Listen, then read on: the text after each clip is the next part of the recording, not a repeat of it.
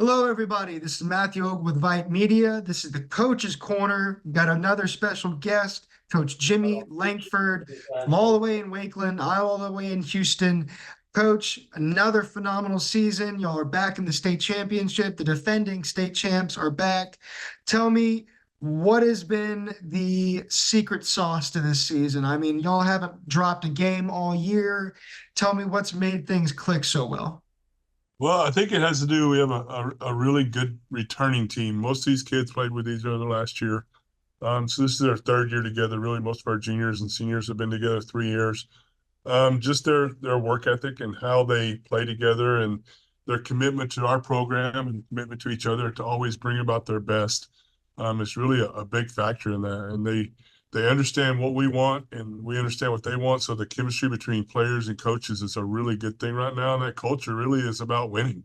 It's about going out and putting your best product on the field. And we talk about some days, your best is not good enough. You have to do what's necessary. So if it's only 80%, you give your full 80%. And this year, that's kind of been true. We've had a lot of injuries. So we've had a lot of people step up and give more than they thought they could. And some people that couldn't give as much didn't. But it's been successful game in and game out. So we've overcome a lot of adversity. And, every time we step on the field, we're getting somebody's best game because we're the defending state champions. We're undefeated. They want to see where they mark up against us and try to knock us off. So we can't have an off game really, or we're in trouble. So they bought into that and they talk about it and we celebrate it.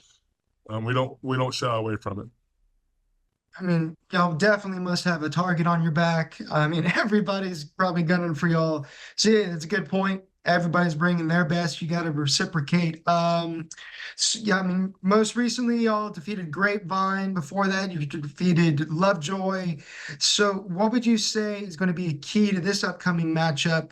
Y'all are about to play Cedar Park. They have a very a potent offense. What do you think is going to be critical in order to complete the full undefeated season championship Right. wise? They're a very young team. Very solid, really starting to come into their own. They kind of reminded us of a couple of years ago when we had a young team, really starting to get that confidence level going. The big thing is we have to really limit our mistakes and do what we do well, not let them get into a game plan that makes us play a certain way. We really want to dictate the game as best as we can. But bottom line is you go out and if we put the ball in the net, we're averaging 30, 35 shots a game. We're not scoring a lot of goals right now. And some of that has to do with great goalkeeping. Some of that has to do with great defending. But we just need to put the ball in the net when we can. And if we do that, we're going to be in good shape. So we always felt like if we're clicking and scoring goals, we're extremely tough to beat.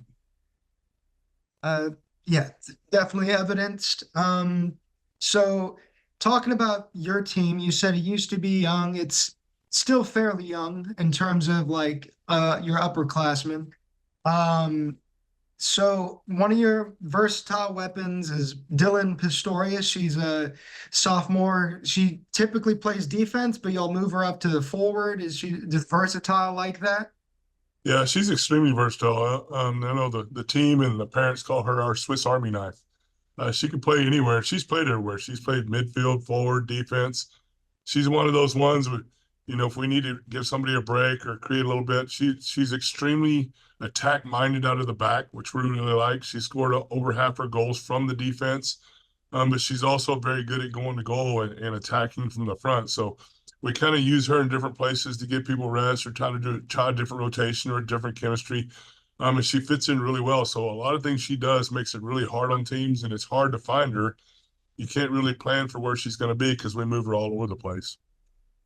It's gonna be a headache for opposing coaches, I'm sure. But I mean, she's not alone. You got a assortment of juniors such as Morgan Landry, Kennedy Clark, Audrey Gilbert, Kennedy Smith, and you said you split with the goalkeepers with Claire Menace and who was the other goalie?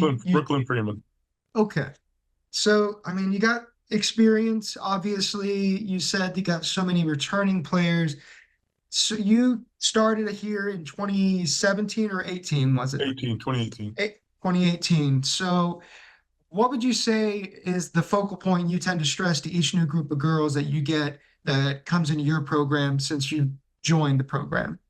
We really focus on the process. You know, we in the fall, we feel like winning in the spring happens in the fall. We work on speed of play and work ethic and really push that with the freshmen. We practice every kid in our program together in the fall. So it's not push the JV over here, the JV2 or the varsity. They're all practicing together. So they see the speed of play. They see the physicalness.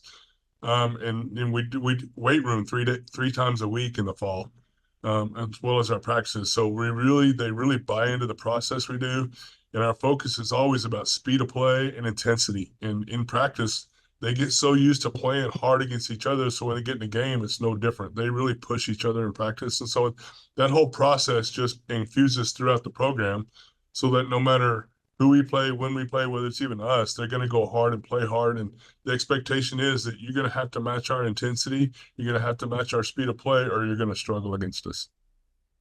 For sure, for sure. All right. Well, uh, what's been your take on like the different playoff structure? Do you like it better, or are you more traditional preferred?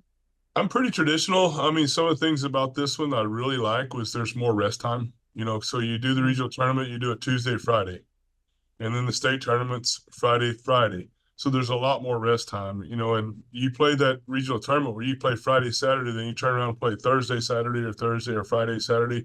There's a lot less rest time in between those.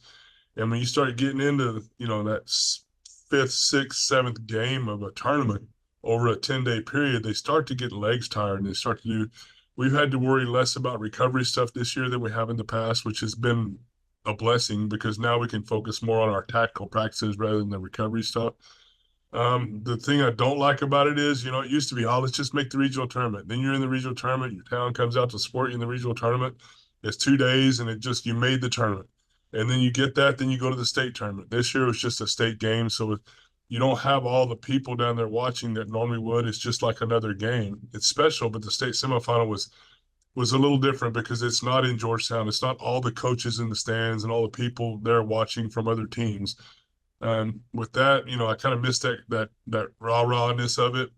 But for as far as team and health and all that, this has definitely been a much better situation. Yeah, I mean, that's been a consensus I've seen because, yeah, it also, I mean, like you said, it might be better sometimes to just have so many people there because that's going to hype up your team. That usually that makes it feel like state. And we're hoping to see that this upcoming Friday. Y'all are getting ready to play at 11 a.m. on Friday at Birkelbeck. Hopefully we can make it. I'm definitely going to be there for the 6A games. But anyways, thank you so much for your time, Coach. I really appreciate it. Wakeland is a brand. Y'all are going after your fifth overall state championship. So really wishing you all the best, Coach. And once again, I appreciate your time. Thank you. Appreciate you having me on. Have safe travels.